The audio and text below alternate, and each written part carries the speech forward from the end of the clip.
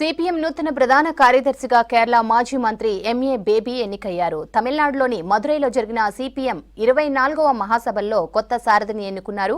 అలాగే 18 మందితో పొలిట్ బ్యూరోను, 85 మంది సభ్యులతో కేంద్ర కమిటీని ఎన్నుకుంది పార్టీ. కేంద్ర కమిటీలో 20% మంది మహిళలే ఉన్నారు.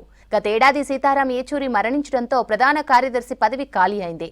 అప్పటి నుంచి ప్రకాష్ కారట్ తాత్కాలిక సమన్వయకర్తగా పనిచేస్తున్నారు.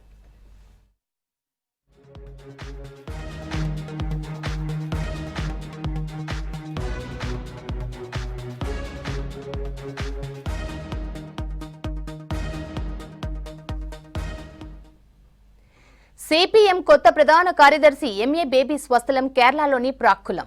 1954లో పిఎం అలెగ్జాండర్, లిల్లీ అలెగ్జాండర్ దంపతులకు జన్మించారు. కేరళ స్టూడెంట్స్ ఫెడరేషన్లో చేరికతో రాజకీయాల్లోకి ప్రవేశించారు. 1986 నుంచి 1998 వరకు రాజ్యసభ సభ్యునిగా పనిచేశారు. ఆ తర్వాత కేరళ మంత్రిగాను సేవలందించారు. 2012 నుంచి సిపిఎం పొలిట్ బ్యూరో సభ్యుడిగా కొనసాగుతున్నారు బేబీ.